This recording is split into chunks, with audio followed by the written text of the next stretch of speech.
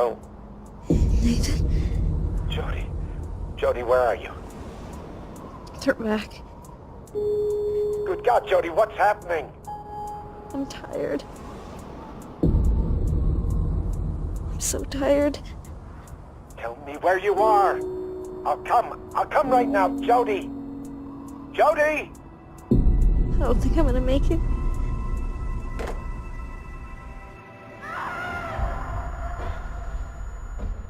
Ever since I was born, I've been linked to an entity.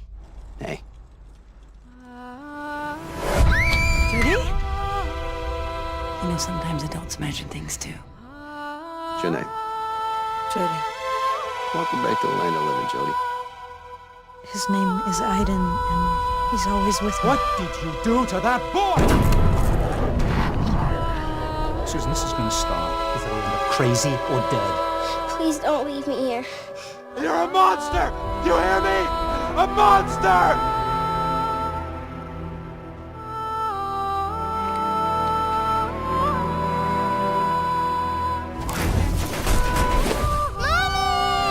It's over, Jody. It's over. Now concentrate, Jody. Some things that I'm not proud of.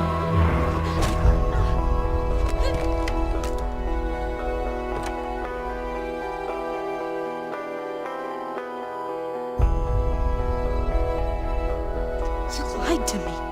You used me to do your dirty work. Tell them to leave me the fuck alone. Because next time, I'll kill everyone.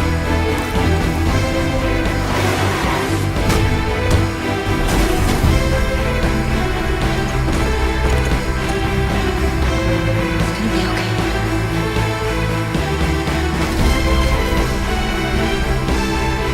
I think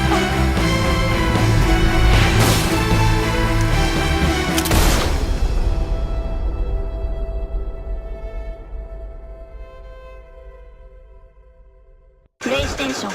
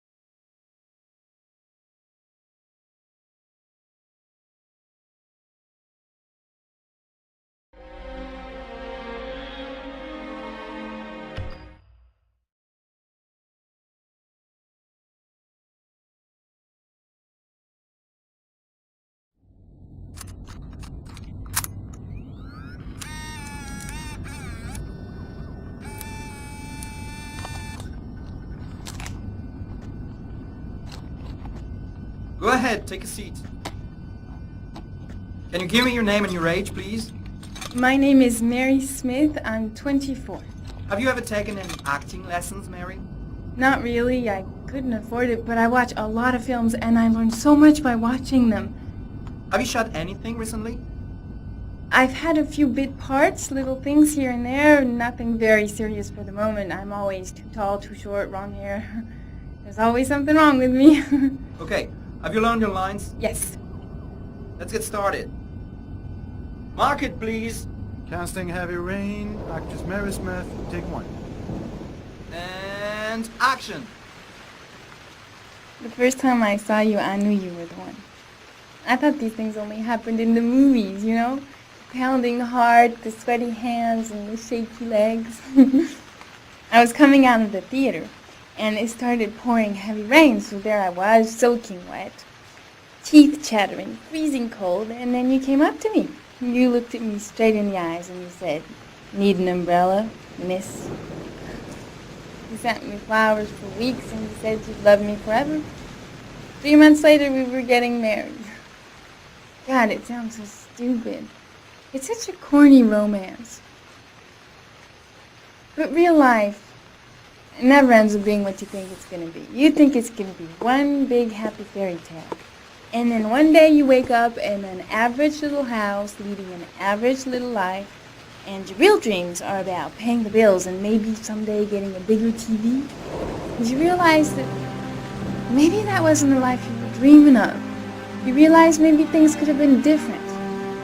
And maybe I actually could have lived with all of that, but then one day it all just stops. Starts with something small. A little lipstick on a collar. A few nights when you come home a bit late.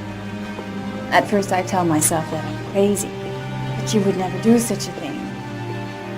But just to ease my mind, one night I follow you as you leave the office. I follow you to the CD hotel where you meet the girl. And then my whole world falls apart.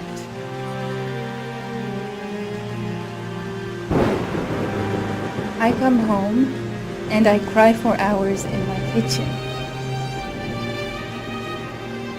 I get the gun from the drawer in the bedroom. And I tell myself that if this is all that life has to offer me, then I can do without.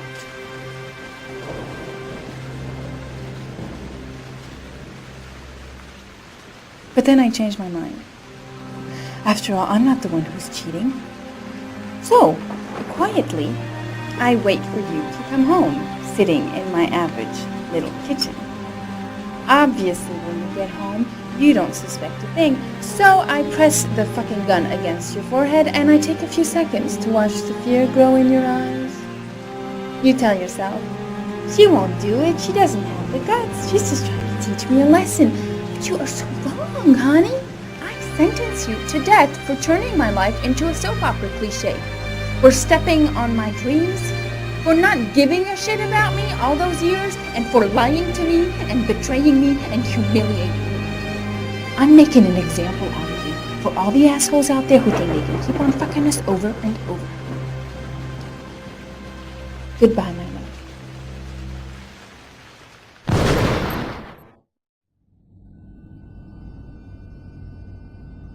So, how was it? Very nice, very nice. You think I might stand a chance? Someone will get in touch with you and let you know. She wasn't too bad, huh? Doesn't matter, she's too tall for the part. Next!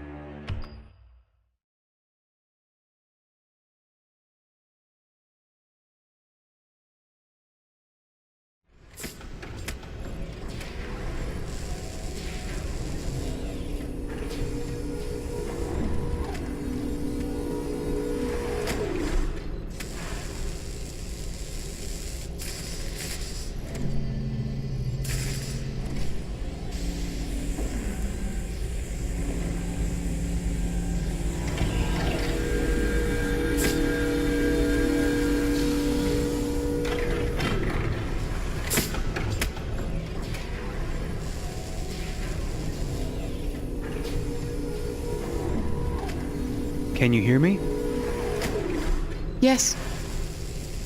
ID. KPC 897504C. Can you move your head?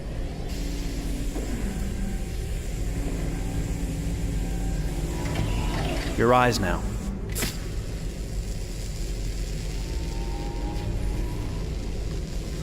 Cervical and optical animation checked.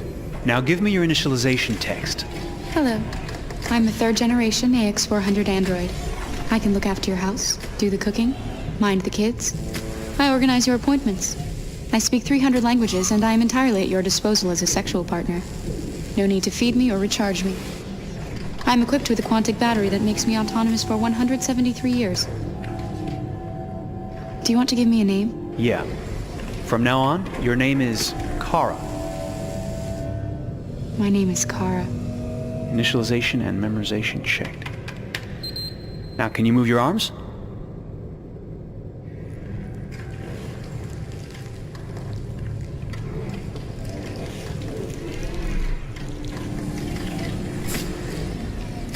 Upper limb connection checked. Now say something in German. Ich bin ein AX400 Android dritter Generation, erschaffen als Ihr persönlicher Assistent und intimer Beziehungspartner. Say it in French. Je suis un androïde de troisième génération AX400, conçu pour être votre assistante personnelle et votre partenaire intime. Okay, now sing something in Japanese.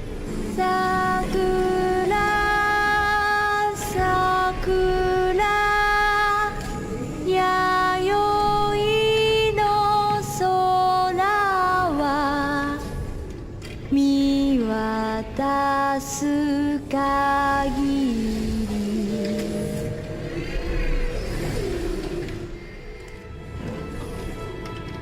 Multilingual verbal expression checked. Go ahead, take a few steps.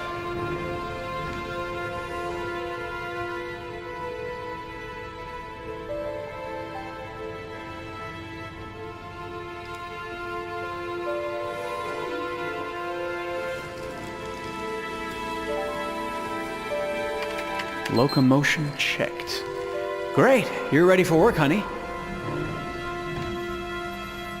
What's going to happen to me now? I'll reinitialize you and send you to a store to be sold. Sold? I'm a sort of merchandise. Is that right? Yeah, well, of course you're merchandise, baby. I mean, you're a computer with arms and legs and capable of doing all sorts of things. And you're worth a fortune. Oh, I see. I thought... You thought? What did you think? I thought... I was alive. Shit, what is this crap? That's not part of the protocol. More memory components going off the rails. Okay, recording. Defective model. Disassemble and check the required components. You're disassembling me, but why? You're not supposed to think that sort of stuff. You're not supposed to think at all, period. You must have a defective piece or a software problem somewhere. No, I feel perfectly fine, I assure you. Everything is all right.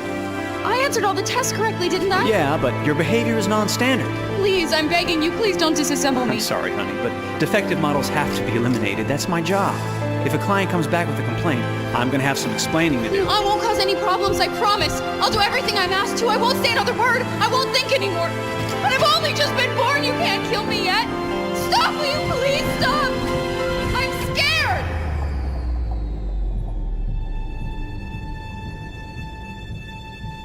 I want to live. I'm begging you.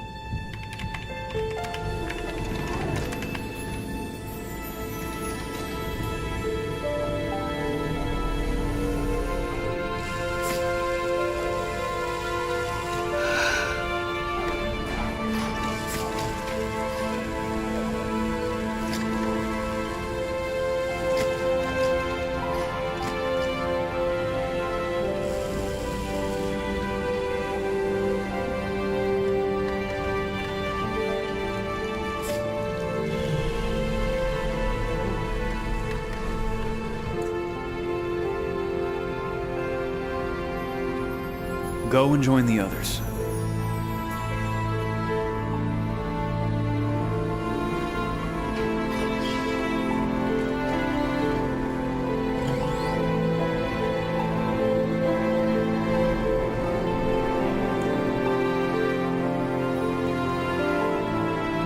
Stay in line, okay? I don't want any trouble. Thanks.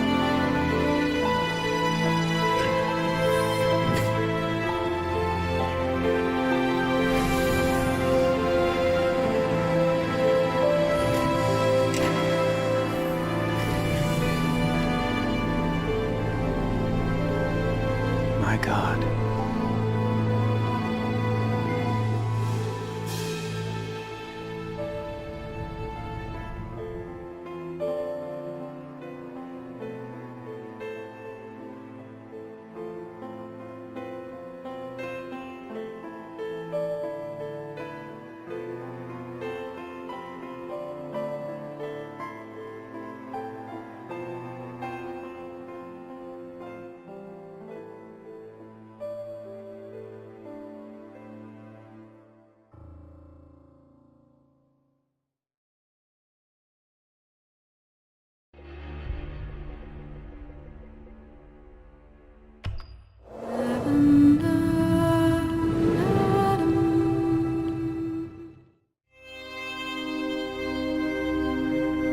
I was confronted with the loss of someone in my family close to me, and it was really a shocking experience. I wanted to tell a different story and not talk about death the usual way, I would say, but really deal with death as a physical reality and that can be explained. David Cage's vision is always one that is innovative and highly challenging.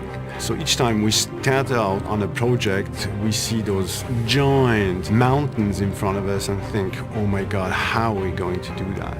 It took about a year to write Beyond. It was really challenging a collaboration because David is really passionate about writing and he always wants to push the envelope. You know, the concept is huge and there's, you know, incredible action sequences and locations all over the world, but there's also this like beautiful drama within. One of the challenges of doing this is because the player participates in the scenario, the possibilities of where the story goes is fantastic. We ended up with 2,000 pages document and we realized we had a very big project in our hands that would be very challenging to produce. It was a journey, right? Writing Beyond was a journey by itself. I like being around interesting people that are really innovators and are passionate about what they're doing. And I had that sense in how they approached me and what I saw in the design and how they were talking about how they wanted to shoot. It was strange because it felt so foreign to me, because it sort of felt like jumping off a cliff a little bit. Maybe that's just what I did. I just sort of jumped, I guess. It was exciting. You know, it was exciting in the sense that it was unusual for me. Everything was so unusual. I'm a true gamer. When I got the call that I was going to meet David, I was beside myself. When a project is someone's baby and they put so much time and so much heart into it, you really see it. And this is such a developed story, and this is going to make you feel and have emotion and go through a journey. So it's something I really want to get into. I think that's the other thing that's so exciting about this game is this female protagonist, not a female protagonist who's like, sorry guys, like has like big boobs and a tank top, you know, and is like running around with a gun. And I feel grateful that I can be involved with playing this female protagonist in this video game. It was really important amount of pages to shoot. In films, usually they shoot about 2 to 3 minutes a day. We had to shoot above 20 minutes. It's been shockingly emotional. You just don't stop. You just go and go and go and go. I've kind of really enjoyed that experience. It's been like weirdly kind of freeing. You walk by the performance capture space and it looks so tiny. And you look at that and you say, my God, all that stuff happened in that space today.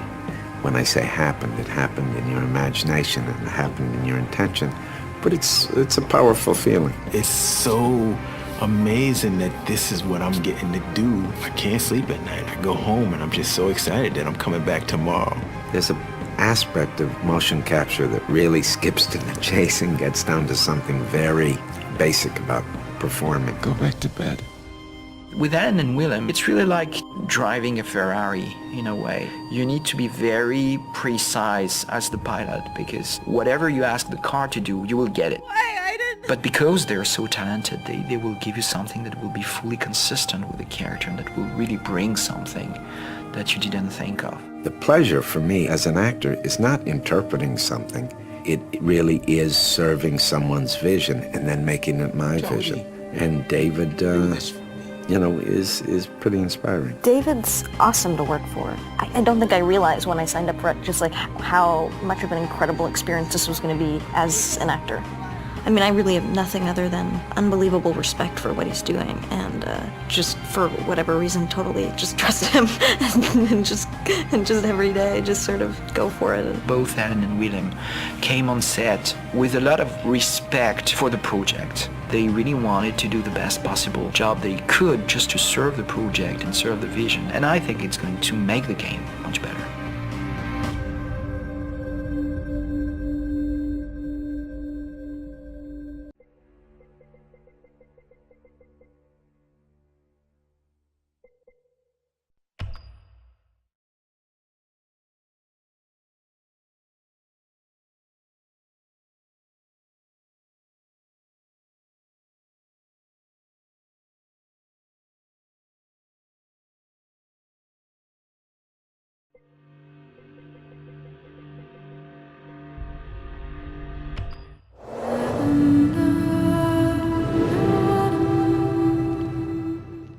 We spent an incredible amount of work on set and character design, because every single detail is crucial to tell this engrossing story. The sets and characters are very diverse, and the story stretches over 15 years. So the challenge for us was to achieve this diversity while keeping an organic look to it all, a visual coherence that makes everything fit together. So we start with a script. It's a really huge Bible describing all the location, the characters, and action sequence. We've done some mood boards. It's a kind of mix between many references. It could be picture, drawing, concept art. The artist's concept must give substance to ideas, and our objective is to give everyone a common document that we will share. There is a first shield that I did like this, and then I made many variations to show how it could react to effects. We grab many pictures, and after that we create what we call a pack design. A pack design is a kind of Bible linked to one sequence, one location on one main character. The 3D production is starting from this point, and we can produce internally by the Quantic Dream graphic team, but also with some outsourcing partners. On Beyond, it's quite challenging to design characters because they are based on famous actors. So as to really recognize their faces and their profiles, we use a thorough technical process with complete body scan, higher detailed scans for the face, and a photo shoot which is very precise to have all textures and skin colors of the actors. We just use the 3D scan as reference because scanning someone is not magic. We go to 3D and start building, sculpting the characters.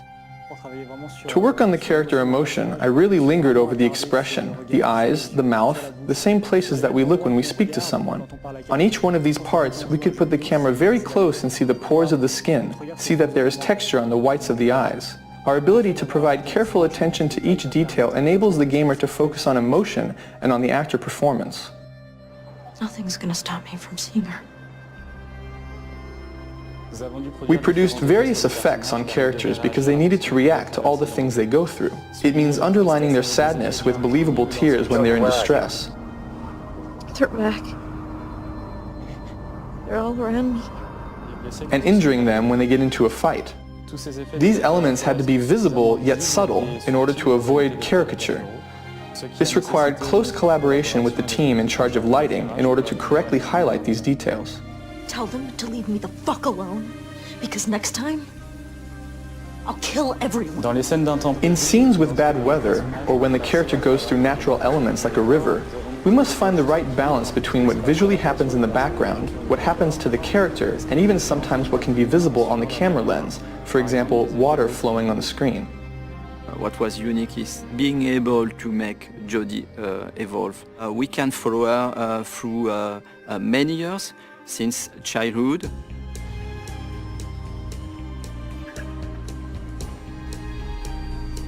We build close to 70 versions of Jodie. She experiences so many moments that we could make her character very distinctive according to the period of her life. we have to propose a particular and different emotion through each version of Jody. So we spend many time with the artist concept and fashion designer to dress, to see how we could change the haircuts of an actor to make him younger or older in a consistent way. One of the main challenges was to make Jody look younger. We had very few references, and it was very delicate work because we didn't know if we were getting it right. When we put the trailer online, Ellen came back to us and told us her mother had recognized her at the age of 9. That's the best compliment we can receive as character artists. Hello, Jody. Come in. In Beyond, we follow mainly Jody and also our close relation, for instance, Dawkins. I thought it would be a good idea for us to have a little chat, get to know each other a little better. We can see him growing and reaching maturity. He begins as a laboratory scientist and he finishes by directing a whole department. We wanted to give him a paternalistic side with Jody and at the end, an authoritarian aspect. There are more than 300 characters in the game. Once we created a digital double like the one of Ellen or Willem, if others are not as good, we will see it immediately. So there was a considerable effort to bring all the characters of the game at the same level than the main characters. لك حظ كاستي حياتي لن أنسى فعلك هذا أبدا. The highlight of Beyond was to go through an epic journey with Jody spanning 80 different set pieces. It's slightly different from Heavy Rain. We have a much more huge palette of scene and environments. It could be a Navarro desert, tiny rooms, huge complex. It's hard to manage because we are talking about small and tiny rooms with a huge level of details and also a kind of open world environments where we need to improve the same level of details. One of the biggest challenges was to create an open world that we can see in the Navajo sequence. The scenery represents about 2 square kilometers. It's been a joint effort between the vision of David, the technical restrictions, and the artistic vision. Another challenge was to build a section of a city. We did a lot of research on homeless people lived in the United States, and so we worked together to characterize each nook and cranny. I guess we pushed on both our engine and the capabilities of the PS3. We also make the sequence changing according to the weather. We moved from a sunny Navajo set to a completely snow-covered homeless set. We can find ourselves in atmospheres totally different, but inside the same sequence. We moved from a daytime environment to a sunset and nighttime environment. This is the same sequence, the same street, but a totally different atmosphere. The set is rarely in the same state when we begin the sequence and we finish it. For all our effects, we relied heavily on our internally developed particle system because it allowed us to display a large number of small particles in which we could apply physics-based dynamics. Thanks to this, we've been able to have Jody escape a collapsing, burning building, while at the same time outside there's a blizzard of about 50,000 flakes. In Beyond, we speak about Jody, but also about our connection with an entity. It was a real challenge for us. When we go through an object, we have to foresee the interior of this object. So we had a lot of detail to let the gamer having fun and to make the world around Jody and Aiden more consistent. In Beyond, there is an important fantasy element as well that includes creatures, entities, etc. In the beginning, we thought about something quite marine, but with an aquatic creature, it was almost too real. So we changed our idea towards something more polluting, more dark. Entities don't really have defined shapes, but however, they are very frightening. Imagining and creating the infraworld was also a great challenge. We had to think of a plausible, aesthetic way of representing what lies beyond. Souls disintegrating and taking shape again, for instance. Beyond is a very challenging project. Everybody in the team tried to push hard the limits of the PS3 just to be able to recreate this journey in the life of Jody Holmes.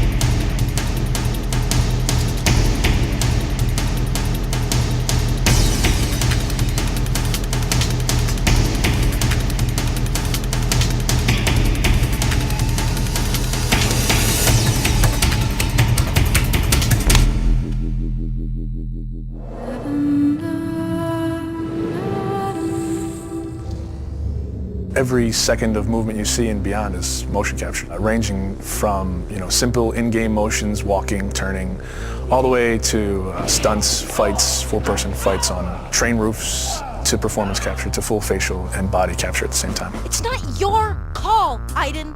I can do what I want. It is unusual to go in and wear the suit and have these dots on your face, and it's interesting because you're kind of like limited in certain ways, but you're also way more free than when you shoot a movie. I mean, you could kind of do whatever you want. The games we make at Quantic Dream are based in reality. Everything that actually happens in real life has to happen in our game, and the only practical way to get that is to capture the real thing. We have to rebuild the world out of cardboard and tape and foam. We have to make sure it matches what's in the game, and we have to make sure that we can actually capture with it, because there are limitations to motion capture. So we have these very strange props that look really miserable, but they respect exactly the dimensions of the real set in 3D and the game, so all the contacts are fine. We can't use a car door in motion capture because it's shiny and it's really heavy. We can't see through it, so we have to build the approximate of a car door, but it has to at least have some of the real properties of a car door, because just closing a cardboard doesn't play the same as a real car door. You're in a car, and it's this ridiculous-looking thing made out of 2x4s with a, steering wheel. I'm a guy that likes to, when I'm going through a casual environment, I like to have my hands in my pocket. Well, your performance capture suit doesn't have pockets. So we created these Velcro straps that became my pockets that I would have something to put my hands in. It's like pure imagination. Not just the fact that you're, shooting a scene in a submarine. Cool! I was sure you'd love that. Or you're getting briefed about this intense mission that you're about to go on in Somalia. Jamal Sheikh Sharif. Literally, it's like being a 7-year-old with your best friend and you're pretending that the world's gonna end and the bad guys are coming and we have to jump from couch to couch and avoid the lava. I think that's also what makes it challenging, but also really incredible and like raw. Everything becomes kind of bare and essential, but also it's sort of disturbing sometimes. When you're eating in a scene and say we're eating pizza, it's like a little piece of triangle cardboard that, thank God, says pizza on it, or else I would not know what it is. We built the helicopter where there is this very intense dialogue between Jodie and Clayton. So everything was on wheels and we were moving the helicopter. Because I trusted you! Performance capture, it's digital acting. The trickiest part of performance capture is the preparation. It's getting people ready to perform. Depending on how many actors you have, it takes a while to put the 90-plus markers on the face. They all have to be placed specifically for them to work right on the rig. So you have 88 dots, these beads all over your face. Not only that, but you got all these hard ball-like Velcro things all over your body as well. It's gonna pose a little bit of a challenge. I mean, All these little balls. oh, fuck! I've got like 10 bruises in my arm. Everything's very refined because they want to have a vocabulary to play with. So you try to be the material. You try to give them as much as you can. In our game, we have dozens of hours of animation. Capturing everything demanded an enormous amount of focus of the team to shoot almost every day during 1 year, and then of course treating all this data, bringing it to the character in the game. Jodie, where are you? Turn back. The game itself really requires emotion and subtlety, and I think there's no other way to capture all that than the way we're doing it. They rely on each other. We couldn't get this performance without performance capture, and it wouldn't be worth getting unless it was from these people. It's a really great mix of technology and talent.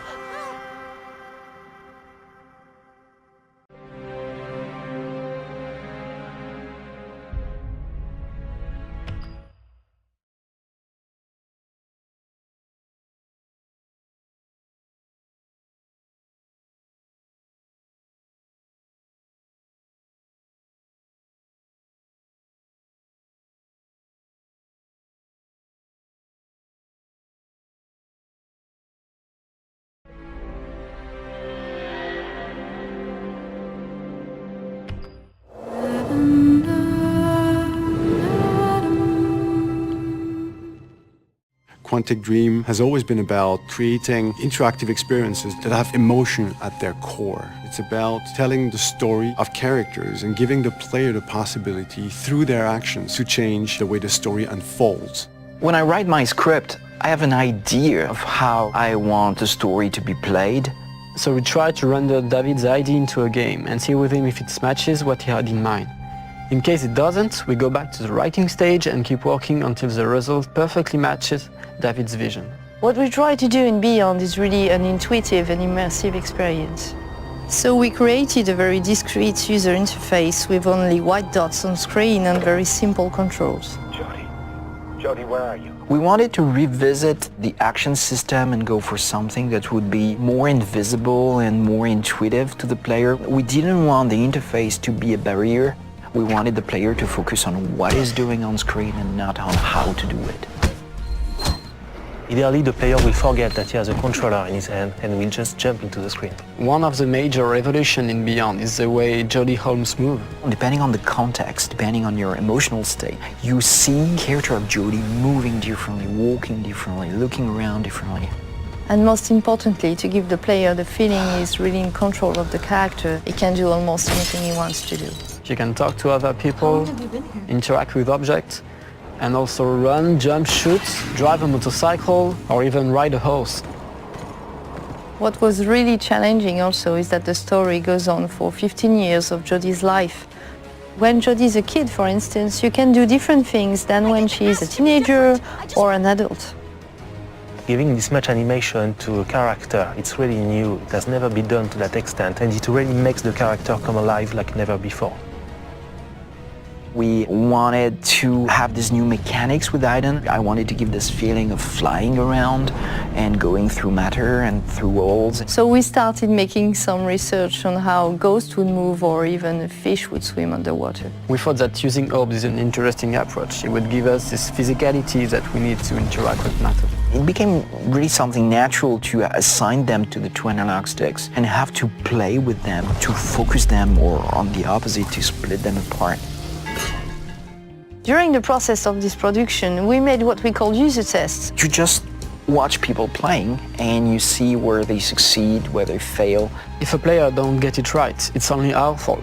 So we work very hard to be able to correct it and give the best experience possible. After each user test, it's meeting after meeting just to find the good solution to every single issue the player may have had. I guess what we're looking for with the gameplay is really to find an interface that will allow you to play life. And we try to get closer and closer of the ideal interface where you don't think anymore, you just do it.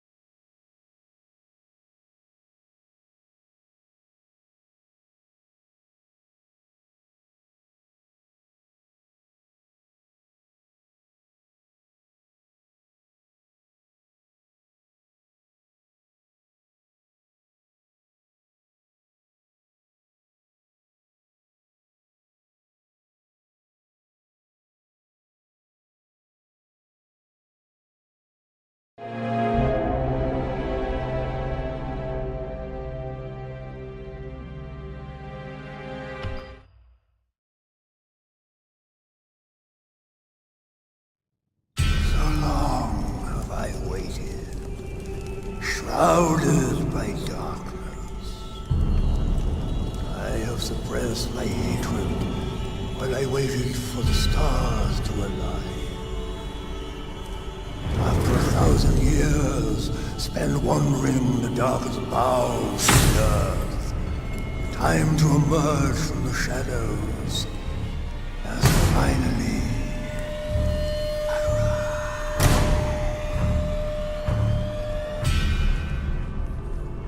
at long last, the vengeance of Saddam the Dark will be unleashed. Myra will reduce the empire of Arathia to ashes. Now will I bring them chaos and destruction. Now will there be suffering and desolation.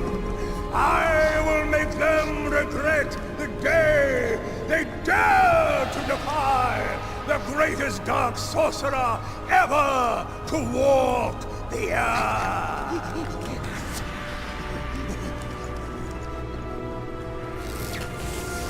The seven seals of the war and the talismans of Rastadan.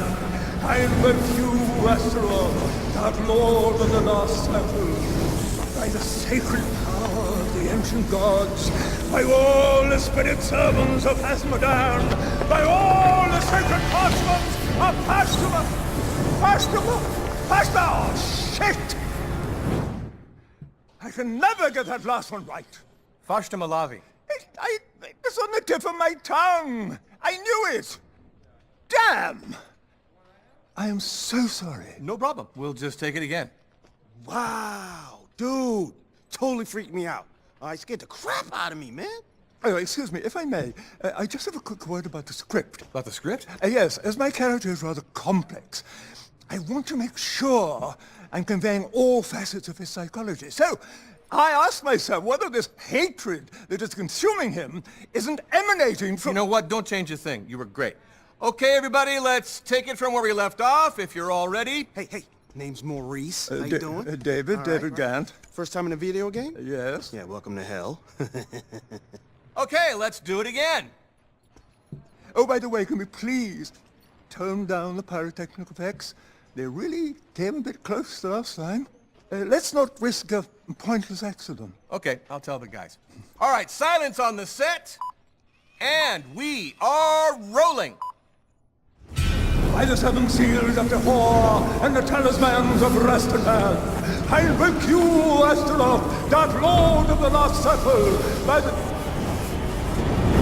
sacred power of the ancient gods, by all the spirit servants of Asmodan, Cut. Sorry, there might have been a problem with the sound there. I thought there was something a bit odd. Okay, we'll lose the sound effects for the moment, if that's all right. Yes, that's probably a good idea. Something wrong with the props, too. This reminds me of what happened to the two guys who played the role before you. Yeah. Spellbook, smacked the first one right in the face. Bam! 3 fractured vertebrae. Yeah. Second one, yeah, he took the scepter right up his, you know. They need to find the bug, is what I'm saying. It's getting hot in here. Aren't you uncomfortable under that mask? Mask? What mask? Okay, let's go again. And... action. By the seven seals of the war and the talismans of Rastadan, I invoke you, Ah! What's going on? Cut! Oh. Emily, get me the programmers. Oh, man. Hey, Dave, don't worry about it. It's just a bug they tried to fix last week. Generates 2,984 clones of who? Moi. Look at him. I'm so sexy. Look at that. Oh, man. Just ignore him. Don't worry about it. Give me the phone. Hey, look, I don't give a crap how you do it. Just get those freaking trolls off my set. Now! Hey. Goblins, okay? Not trolls. Goblins. Jesus, this guy's ignorant. Last time one of them bought a few cases of beer, you know, got a little messy, but what a party. You know what I'm saying? What a party. All right, looks good. They're gone. Woo! Personally, I thought it was a chance to class up the production a little bit, but, you know, who am I? What are you gonna do? Some people got no artistic vision! Excuse me. Could I borrow your telephone for a moment? Oh, yeah, sure. Dave, don't munch up all my minutes, man, okay?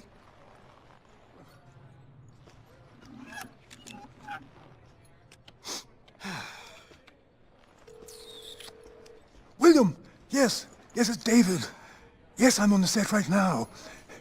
Tell me, these video game people, don't they seem a bit bizarre? Well, no, something funny is happening here. Funny strange, not funny ha-ha. Well, it's rather difficult to explain.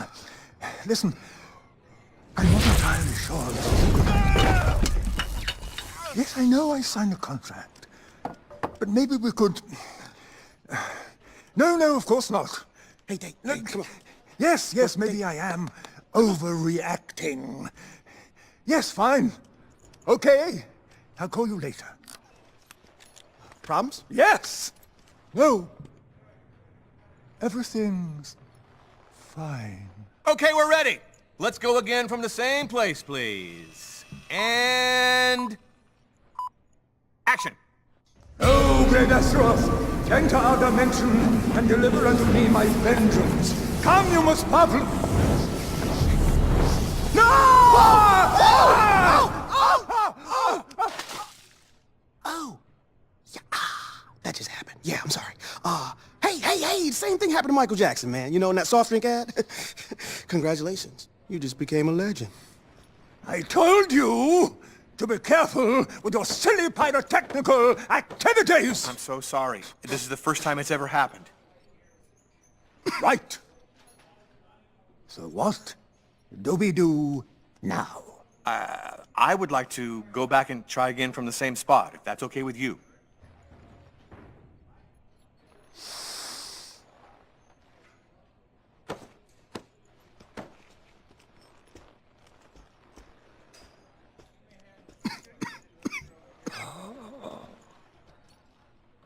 Let's do it!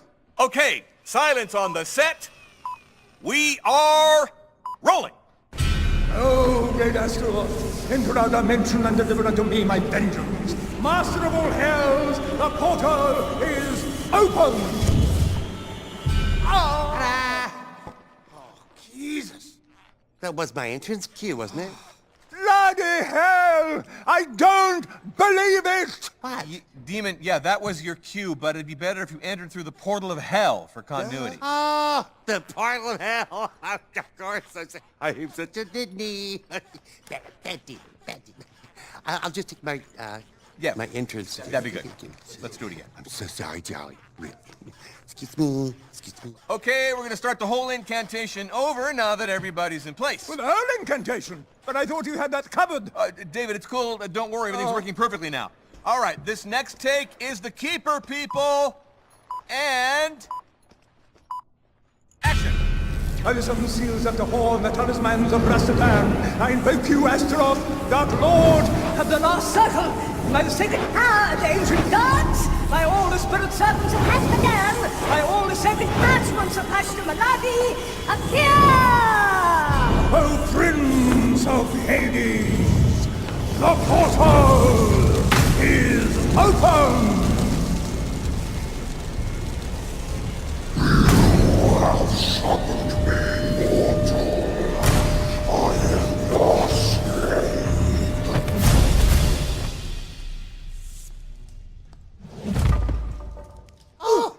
Don't go into the light, Dave! Don't go... Call a doctor, quick! Back up, give us... Don't touch me! Don't you touch me! Maniacs! You're all freaks and maniacs! I'm getting out of here before you drive me as crazy as you are! I'm leaving! Continue your insanity without me! David, wait a sec. We're sorry, okay? Please don't go. How are we gonna finish? I don't give a shit what you do. I'm getting the hell out of here. Wow. Get her. Really? Great. I can't believe it. Well, guys, we've got to figure something out. What do you want us to do? Huh? I mean, look, without the sorcerer, this whole story doesn't make any sense, you know? Didn't make much sense with it, frankly.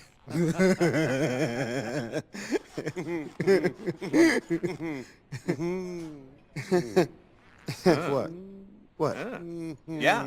No. Absolutely. No. Oh, no. Oh, yeah. Oh, no. Hell no. Don't even think about it, okay? Stop. He's perfect. Fred, call the costumer. I invoke you, Astaroth, Dark Lord of the Last Circle. Appear! O Prince of Hades, the portal is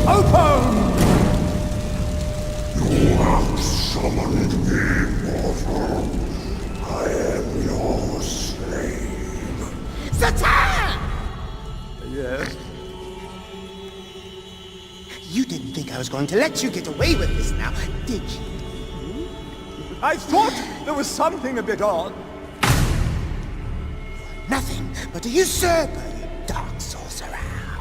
Time has come for me to send you back to the shadows from whence you came. Bloody hell! I don't believe it! No!